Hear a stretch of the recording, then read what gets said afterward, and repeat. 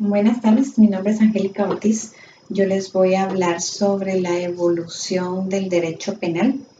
El derecho penal ha tenido ciertos cambios y evolucionando a través del tiempo, y dentro de la evolución del derecho penal tenemos 6 etapas. La primera etapa es la etapa de la venganza primitiva o de sangre. Esta etapa es una de las primeras donde aparece la ley del talón, que la ley del talón consistía en diente por diente y ojo por ojo. En esta etapa, la persona que hacía algo a alguien más lo tenía que pagar con su propia vida.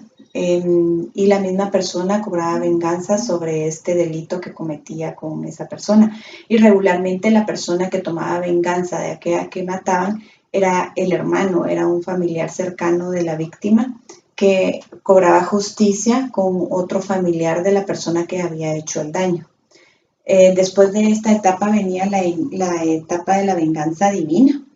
En la venganza divina siempre seguía la ley del talón, pero esta la dictaminaban los jueces en el nombre de Dios.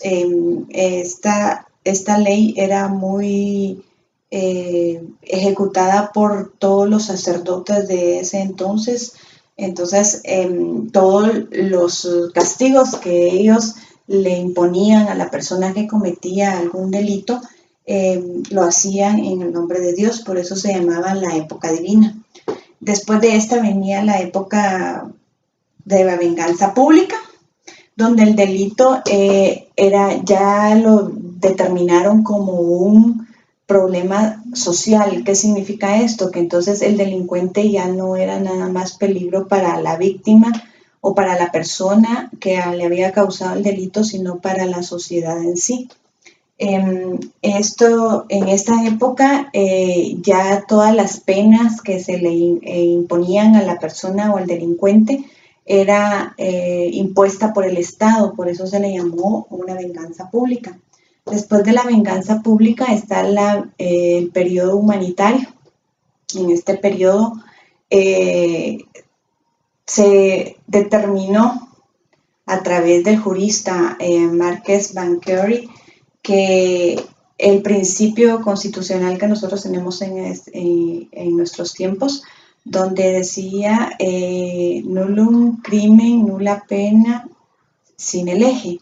Esto significaba que no había crimen, no había pena sin una ley previa. Esto determinaba que si no había una ley, en ese entonces, en esa época humanitaria, entonces ya se establecieron normas para que pudieran castigar a las personas con el delito que hicieran. Entonces, si no había una ley que lo castigara, entonces nadie lo podía castigar, que todo castigo tenía que ser de acuerdo a la norma que se había establecido para el castigo por ese delito.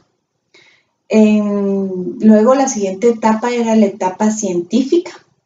En esta etapa ya no se estudiaba nada más el delito, sino que también se estudiaba el delincuente como tal, el por qué su actuar, el por qué la persona actuaba y por qué la persona delinquía de esta manera.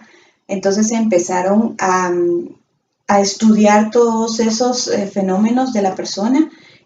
Aquí fue donde surgió César Lombroso, que este señor era un doctor que trabajó en un centro penitenciario y conoció a un peligroso delincuente. Entonces él lo empezó a estudiar y empezó a tratarlo.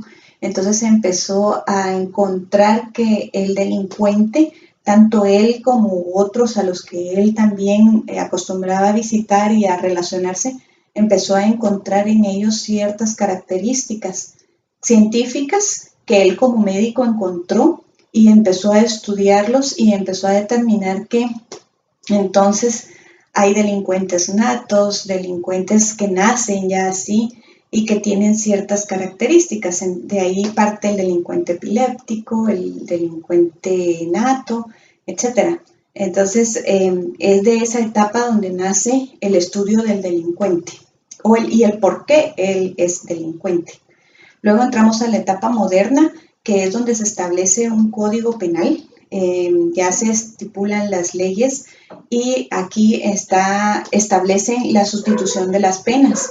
Ya entonces se establecen que hay una reclusión domiciliaria, un trabajo social, aportes comunitarios, esto para favorecer siempre al reo y rehabilitarlo y volverlo a reincorporar dentro de la sociedad y que este ya no sea entonces un peligro para la sociedad como tal. Espero les haya ayudado. Muchas gracias.